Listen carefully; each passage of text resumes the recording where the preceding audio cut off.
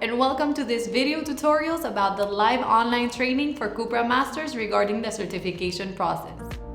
After seeing this material, you will understand the objective of this session and how to deliver it. Let's start from the objective. This online training has the goal of explaining the end-to-end certification process to the Cupra Masters, knowing how, when, and where is the evaluation happening, and open a space for doubts and concerns. This training should be provided by an expert on the subject, ideally one of the master consultants in charge of the certification process. Other figures can also be considered, such as the Cupra mentor, always ensuring they have the appropriate training. The Cupra Master will have 3 resources available to prepare for this certification: the set card, the guideline, and the live online training. The concept of this session is closer to a meeting than to a presentation, so we want constant and fluent interaction with the Cupra Masters. That is why you should organize small groups, ideally between 5 and 12 participants. The recommended duration is 2 hours, where we will ask the Cupra Masters to keep their cameras on and encourage them to participate freely. You will have a presentation already structured for this session, but feel free to add whatever you need into it. The way in which we communicate with the Cupra Masters will be essential during this session. Our attitude must be of essence, open-minded, positive, and encouraging. Surely, our participants will come full of doubts and uneasy about a situation of assessment. Our goal is to make them feel secure and trustful about the process they are about to begin. When the meeting starts, it is a good time to check expectations. Invite the Cupra Masters to introduce themselves and express how they feel about the certification process.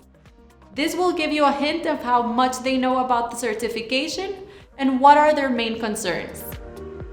Then you can start to present phase 1 and 2 and introduce the 5 modules. Now it's time to get into the explanation of the modules. We will present and clarify 4 elements. What is it about? What is the objective? What is the evaluation system? And how it will be carried out? In what platform and using what methodology? Let's review the first module, the mystery lead. What is it about? It is a mystery shopper exercise where the Cupra Master is contacted by several digital potential customers, played by the consultancy team.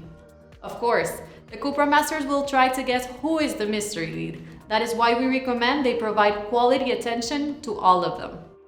The main objective of this exercise is to ensure the commitment of Cupra Masters to the first communication channel with the customer. In this module, we will evaluate the following: the response time in which the Cupra Master answers to the lead, then the quality of attention based on the competencies of the Cupra Master, and the communication framework, which contains the communication standards for each channel of contact. How will it be done? They will be contacted randomly during phase 1 by 4 mysterious digital potential customers asking for information. These impacts could come from anywhere, for example, by email, by direct message, by phone call, or by social networks. Remind the Cupra Masters about the available information in the training hub, specifically the section My Job, and also the certification guidelines they will receive.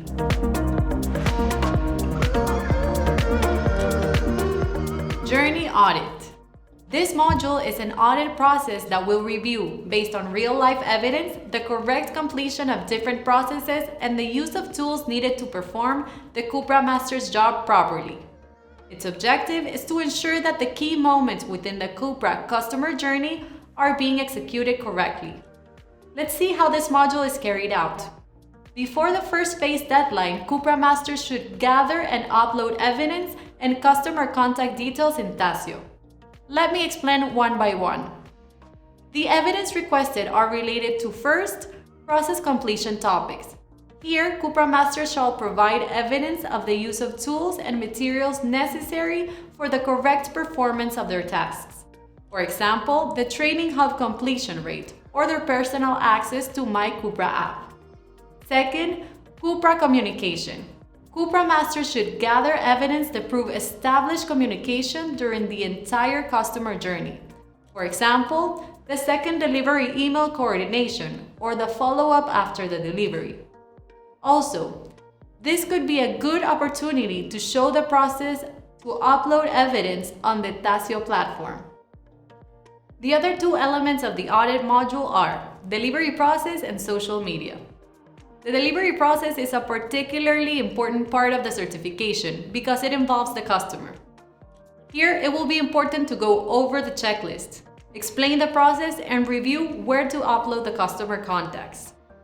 For this topic, they will need a specific GDPR form to facilitate it to the customer. This is the best moment to take a closer look into it and ensure that everybody has it.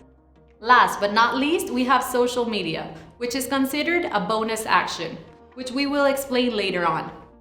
Nevertheless, it is important to encourage the Cupra Masters to take good care of their social media, because it will be measured anyway. Here, we show where they can upload the URLs of their social media related with their social selling role. Let's go to the last module of Phase 1, the Open Book Exam.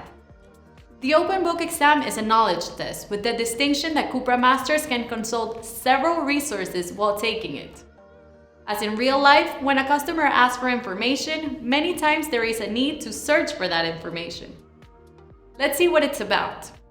We explained that this is a knowledge test consisting of 100 questions with a duration of 100 minutes. Although each market has the possibility to include up to 20 market-specific questions. Time will be increased proportionally, 1 question per minute. The objective is to ensure that Cupra Masters know where to locate certain information when needed. The evaluation criteria has the following characteristics.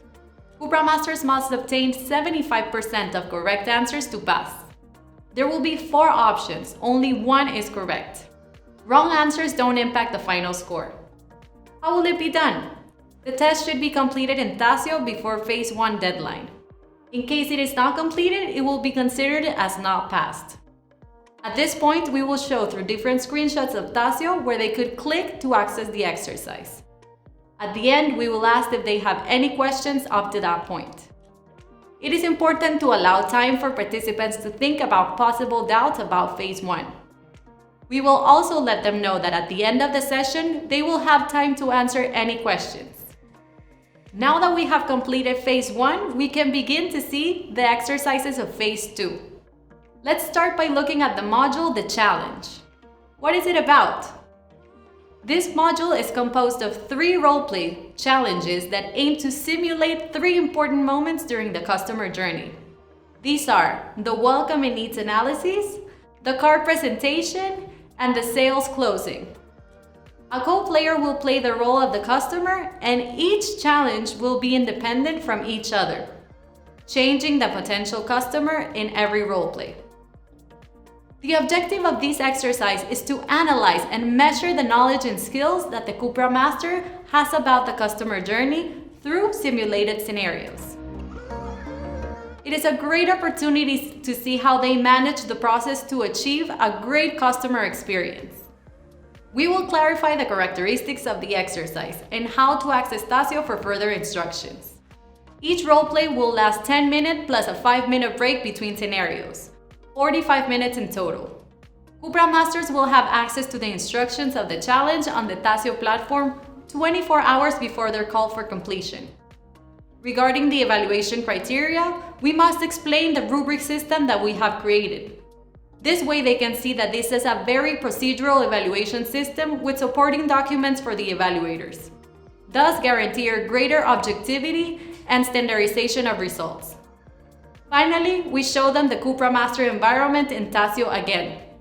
We show them how they will see the instructions on the platform and how they can access the instructions. And to conclude Phase 2 of the process, let's move on to the situational interview. What is it about? It is an interview based on critical incidents. The Cupra Master will be asked about how they have solved situations in their past or how they would act in hypothetical situations. We will explain that the interview will take 45 minutes. The objective of this interview is to ensure, through targeted questions, the degree of knowledge that the Cupra Master has about the key moments of the customer journey, such as the test drive, the delivery, and the after sales. We will also take advantage of this test to resolve possible doubts that the consultants may have about the performance of the Cupra Masters and of the elements that they have not been able to observe during the rest of the test of the process. The evaluation criteria is based on the rubrics defined for these modules, which gather the attitudes, competencies, and process knowledge. Now that we have finished explaining all the modules, it is time to address an important topic for the Cupra Master, the second attempt. In case of passing all the modules in the first round, the Cupra Master will receive the diploma that certifies that they have the knowledge, skills, and attitude that Cupra defines for this role. For each of the 5 modules, there is the possibility of repeating the module in case of not passing it in the first instance. We will show them the process visually so that they know how it works. Cupra Masters will receive a report with their results. They will be able to see detailed information about their strengths, weaknesses, and recommendations for improvement. This should be taken into account specifically in case of failing any of the certification modules and preparing for the second attempt. Now we come to the end of the session while we remind them of all the resources they have available for training regarding the process. However, if they still have any doubts about the aspects of the certification, we will show our willingness to resolve their queries by providing them with the support contact details of their market. We finish by asking them again if there are any questions that they have not answered. We say goodbye, wishing them all the best in this process, and most importantly, we hope they enjoy the challenge. See you next time.